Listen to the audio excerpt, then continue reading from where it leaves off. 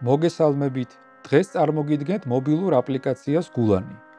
აპლიკაცია გულანი შეიქმნა წმინდა გიორგი მთაწმინდელის რედაქციის ლიტურგიკულ-ჰიმნოგრაფიული კრებულების განთავსებისთვის.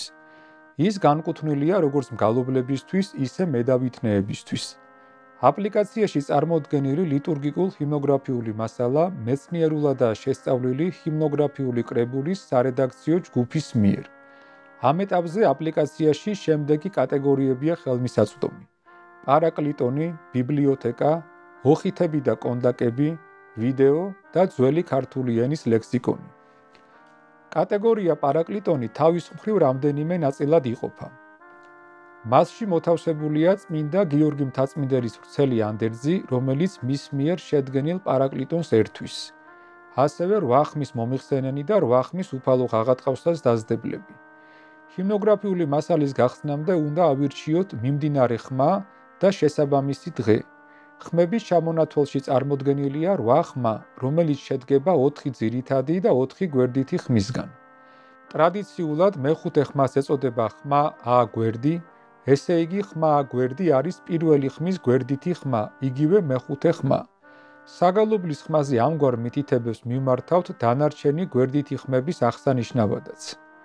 ხმა ბ გვერდი, მეორე ხმის გვერდითი ხმა, იგივე მეექვსე ხმა, ხმა გ გვერდი, მესამე ხმის გვერდითი ხმა, იგივე მეშვიდე ხმა, ხმა դ გვერდი, მეოთხე ხმის გვერდითი ხმა, იგივე მერვე ხმა. რადგანაც ხმაი ა გვერდი 8 ხმის სისტემაში რიგით მეხუთეა, სწორედ რიგითობის გაგებით შეიძლება უწოდოთ მას მეხუთე ხმა. დღის გრაფაში კი შვიდეულის დღეებია წარმოდგენილი. სასურველი ხმისა და დღის მითითების შემდეგ უნდა ავირჩიოთ თუ რომელი ვერსია გვსურს: ნოტირებული, ანუ სამგალობლო, თუ საკითხავი, ანუ სამედავითნეო. თუ კი ავირჩევთ ნოტებს, შესაძლებლობა გვექნება გამოვიყენოთ 8 ხმის მომიხსენენი, 8 ხმის უფალო ღაღატყავსა, სადა და ჭრელი ვარიანტი, 8 ხმის დიდება აწდა, ფსალმუნი დასდეუფალო, როგორც ნოტირებული, ისე ნუმერირებული ვარიანტით და 8 ხმის უფალო ღაღატყავსას დასდებლები. ბოლო 2 ხმა ახლო მომავალში დაემატება.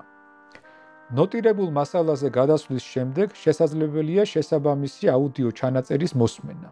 დიდება მამასა და ძესა და წმინდა სასულსა. თუ კი ავირჩევთ ტექსტებს, აპლიკაცია ავტომატურად გადაგვიყვანს საკითხავ ვარიანტზე, რომელიც ხუთსური ანბანითაა მოცემული. კატეგორიაში ბიბლიოთეკა განთავსებულია სამეცნიერო კვლევითი ხასიათის სტატიები, რომლებიც ჰიმნოგრაფიული კრებულის პუბლიკაციებშია გამოქვეყნებული. კატეგორიაში ოხითები და კონდაკები განთავსებულია წმინდანთა და დღესასწაულთა ოხითები და კონდაკები.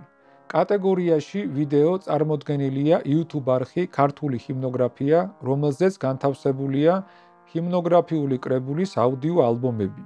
სხვადასხვა საგალობლის სტუდიურად თუ არასტუდიურად ჩაწერილი ნიმუშები, საეკლესიო კითხვის წესის ჩანაწერები და ქართულ ჰიმნოგრაფიასთან დაკავშირებული საკითხების მუსიკალური, ლიტურგიკული და ფილოლოგიურ-საღვთისმეტყველო განხილვები. კატეგორიაში ძველი ქართული ენის ლექსიკონი მოცემულია სხვადასხვა ძველი ქართული სიტყვის თანამედროვე ქართული შესატყვისები, ჯერჯერობით დამატებულია მხოლოდ ილია აბულაძის ძველი ქართული ენის ლექსიკონი. აპლიკაცია განაგრძობს განვითარებას, ახლო მომავალში მას დაემატება წირვის პირველი და მეორე აღსავალი, 102 ფსალმუნი აკურთხევსი და 155 ფსალმუნი აქებსი. წირვის ბოლო სათქმელი 33 ფსალმუნი, 12 საუფლო დღესასწაულის აღსავალი, სხვადასხვა დღესასწაულისა თუ წმინდანის ოხითა და კონდაკი, ახალი სამეცნიერო კვლევითი სტატიები, თანდათანობით შეივსება ძველი ქართული ენის ლექსიკონი.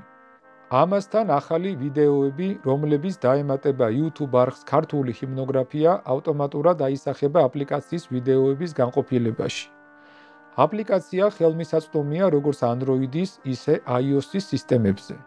ვფიქრობთ, აპლიკაცია გულანი მნიშვნელოვან დახმარებას გაუწევს საქართველოს მართლმადიდებელი ეკლესიის მგალობლებსა და მედავითნეებს. აპლიკაციის გადმოსაწერი ბმული იხილეთ ვიდეოს აღწერაში. აცდამარადის დაუკუნითი